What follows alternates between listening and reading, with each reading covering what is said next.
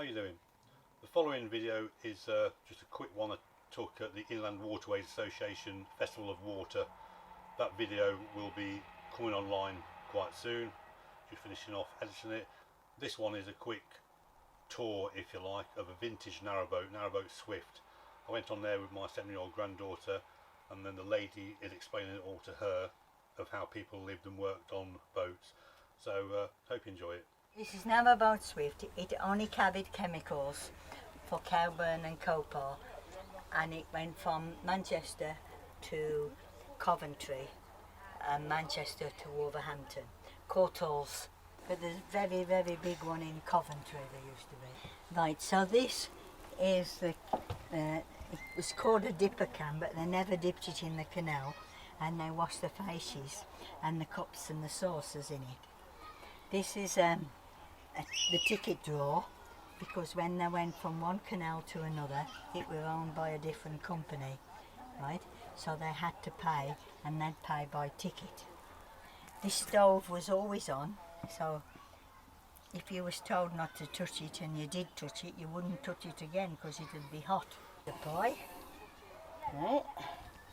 And underneath there is a coal, and the coal goes in this here, and then it heats the oven and the ashes go there.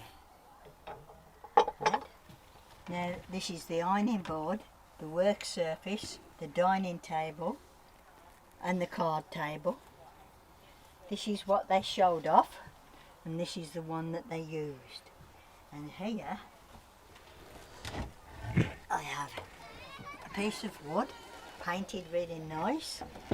That goes in there, so when you sit down and have your dinner, you've got an extra seat there, isn't it? And how many people would live on this boat?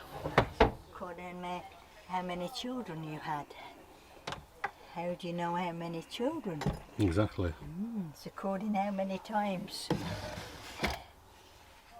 Right. So, how about this one then? Oh, it's a big one, isn't it? Yeah. And those are the pegs. And the tin opener. This is the most important tool. That opens the beer bottles.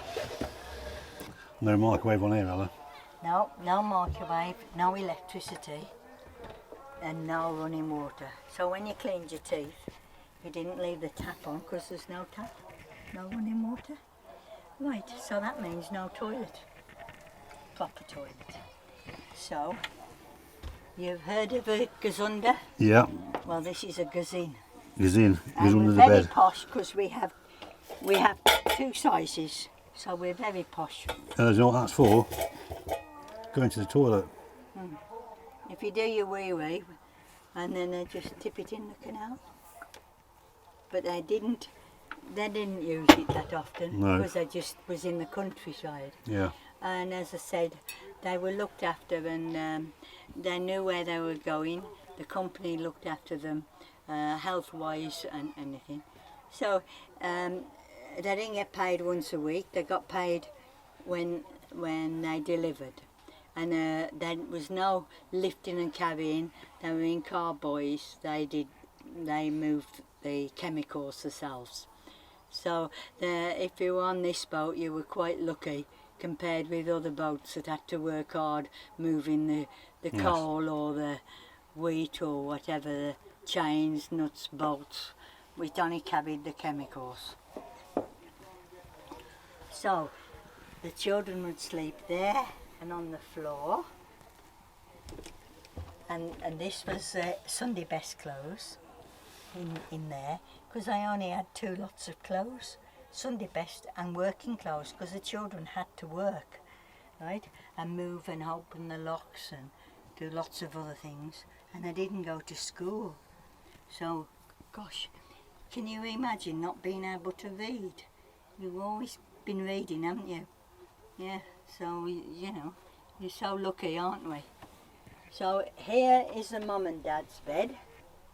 This drops down. It drops down further, and that goes there. That goes on there, and the feet go in there, and the head goes here. Right? So that's the mum and dad's bed. Now here we have the baby. You wouldn't shut the baby in the drawer like that, would you?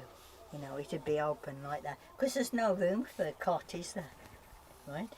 And over night time, when this went down for the bed for the mum and dad, the baby would sleep here. Right?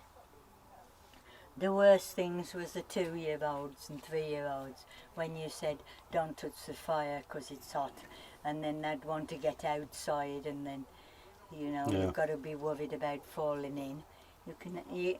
It's no space, is it, for a child really? But they were born to it, so they were used to it. They're used to it, yes. So on here, Ella, just in this little space, you had the mum and dad lived here, and probably 2 or 3 children and the little baby, and they all had to sleep in this area and cook in this area. Eat in this area. And eat on this little table that comes down. Shall we have a look at the engine? It's a Lister 2-cylinder, a Lister cooled engine. You turn it on with the key there, and that turns it off. Yeah. We have got an old. Oh, to crank it up. Yeah, if we wanted to. Yeah. Yeah, but I've never done it. This here is a diesel tank, that bit. Then there's 2 sections there what we use, and then the rest is for the cargo. For the chemicals, yeah. Right, thank you very much for that. It's a pleasure. The lady that did the talk on Narrowboat Swift is a volunteer, and without people like her, none of these events would take place. So thanks very much. And if you'd like to support the Inland Waterways Association, please pay a visit to their website. Thank you, and bye-bye.